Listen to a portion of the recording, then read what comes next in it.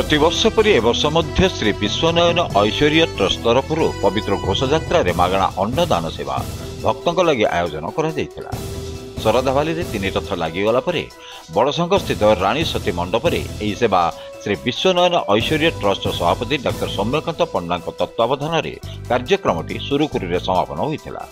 Trust परिचालना संपादक शिवप्रसाद पंडा, उपदेष्टा मोहन महाराणा, कार्यकारी सदस्य लक्ष्मी पट्टनायक, हिमांशु महापात्र, दुर्गा साहू, प्रतिभा त्रिपाठी, आशालता प्रधान, जयंती महापात्र, ललिन जेना और भागवत पट्टनायक प्रमुख सेवा कार्य साहाय्य करथिले।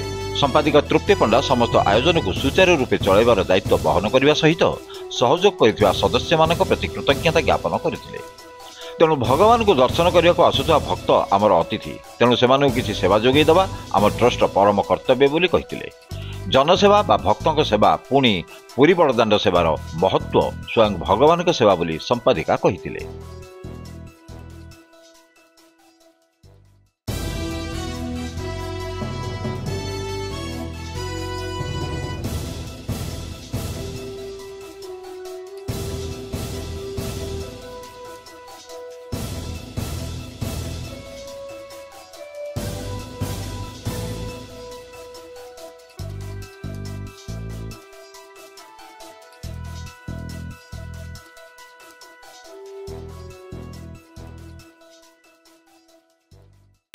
मोहन मोहन पाखापाखि ये लगातार तो ये 5 दिन धरिक आम दांड सेवा चलुची। प्रति वर्ष केवल दांड सेवा नु अन्य विभिन्न प्रकार सेवा रही। सकाल 11 यही खाद्य बंटन प्रतिक्रिया आम आरंभ हो पाखापाखि संध्या सुधा सर निश्चय ये विश्वनयन ऐश्वर्य ट्रस्ट परिवार को मु समस्त को अशेष धन्यवाद दूसरी।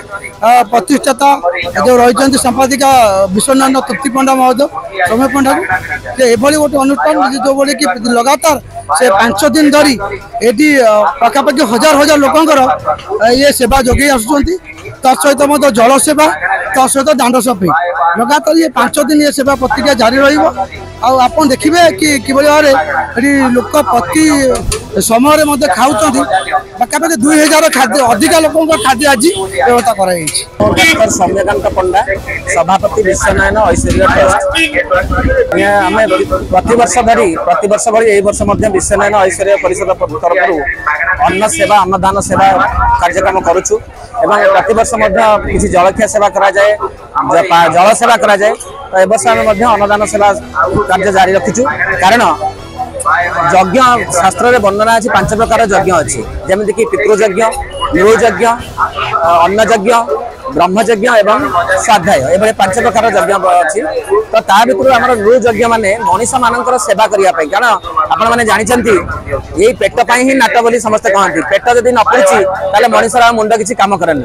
तेणुक शास्त्र में कहुई आप क्या पुरुषार्थ को जलदान कर भोकिला अच्छी पेट अन्न पकई पार्टी भगवान निश्चिंत भाव में महाप्रभु जगन्नाथ कृपा मिल। कारण महाप्रभु जगन्नाथ जो दर्शन आम लाभ करुचु। दौड़े च दौगोविंदम चापे च मधुसूदनम रथेतु वामनम दृष्टा पुनर्जन्म न विद्यते। तो भगवान महाप्रभुंकर ये बड़दाण्ड दर्शन करने लक्ष लक्ष भक्त सारा देश विदेश छुट्टी आसी पतित पावन भाव से समस्त को दर्शन दौरान आज आड़प मंडप से विजय होती।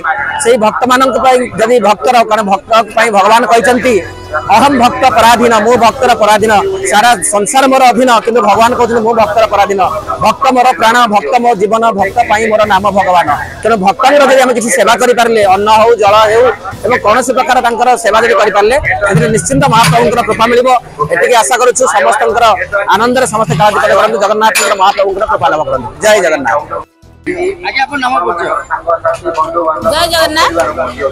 मु तृप्ति पंडा, विश्वनयन ऐश्वर्य ट्रस्ट प्रतिष्ठाता संपादिका पुरी।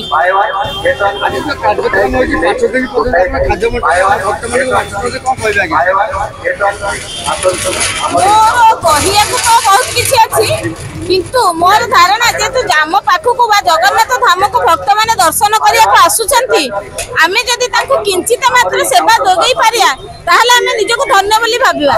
तेणु आम भक्तों अन्न डालमा सेवा ये जोगई दौ।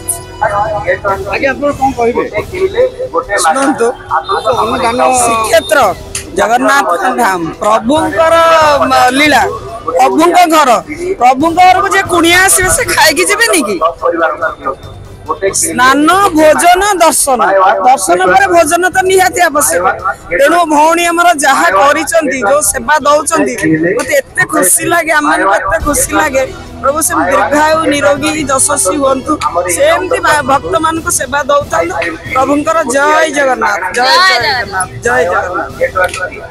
Puri Laxman Panna report Utkal Odia. Please subscribe our channel Utkal Odia and don't forget to press bell icon.